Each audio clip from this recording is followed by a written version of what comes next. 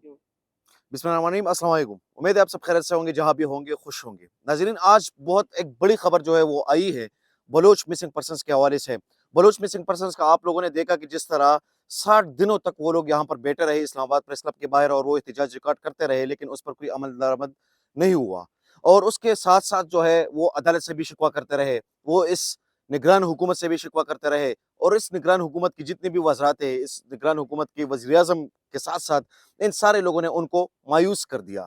वहाँ पर मीडिया जाती थी, ठीक है, मीडिया को उन वहाँ पर कवर करने की इजाज़त भी नहीं होती थी। अगर वो कवर भी करते थे, तो उसके साथ-साथ उनको एक किस्म की वो ब्लैकमेल भी करते थे। जिस तरह आप लोगों ने के देखा कि गरीदा फ़ारूकी जैसे लोग वहाँ पर गए और उन्होंने जिस तरह उन लोगों को वहाँ पर बदनाम किया, और उन लोगों को वहाँ पर जिस तरह के उन्होंने वहाँ पे क्वेश्चनिंग की और मारंग बलोच से उन्होंने जिस तरह गुफ्तगू की, वो सारी चीज़ें आप लोगों के साथ मीडिया पर शेयर हुई है।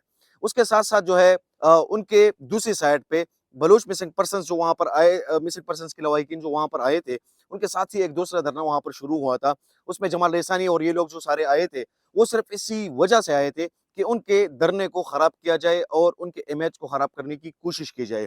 क्योंकि आप लोगों को पता है कि जिस तरह डॉक्टर मोहम्मद दीन बलोच की बेटी समीदीन बलोच को, उनकी इज़्ज़त को जिस तरह उछाला गया वहाँ पर, वो सारी चीज़ें भी आप लोगों ने देखी है।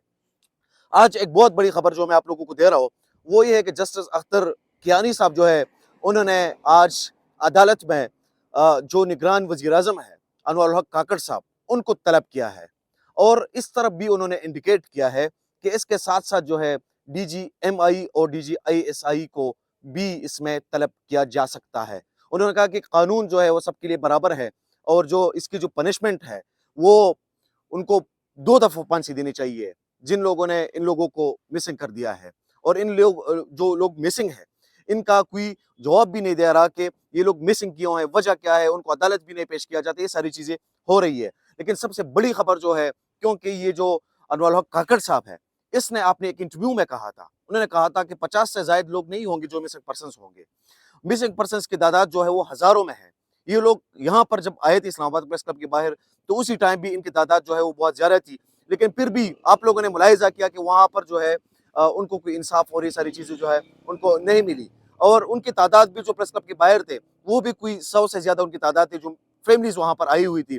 इस मुल्क के माएँ-बहनें, ये लोग आए हुए थे, बुज़ुर्ग लोग यहाँ पर आए हुए थे, लेकिन किसी को इंसाफ नहीं मिला। वो लोग यहाँ से नफ़रत का और मायूसी का पैगाम जो है वो वापस अब बलूचिस्तान में लेकर गए थे।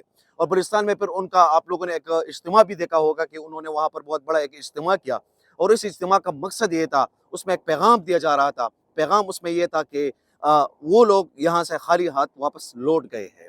और खाली हाथ उन्होंने उनको किसने लौटा था? इन सारे लोगों ने, जो यहाँ पर अब इस्लामाबाद हाई कोर्ट ने उनको यहाँ पर तलब किया है। जो अनवर हक काकड़ साहब है, उनका ताल्लुक भी बलूचिस्तान से है। जो सरफराज बुगटी साहब है, उन्होंने जिस तरह के बयानात दिए, उन्होंने कहा कि ये मीडिया पर एक तमाशा बनाने के मुतरादिफ है। जाना चकज़ई ने जिस तरह के स्टेटमेंट्स दिए, वो सारी चीज़ें भी आप लोगों के सामने है। मारंग बलोच आई अपने सारे लोगों के हमरा, उन्होंने यहाँ पर इंसाफ मांगा।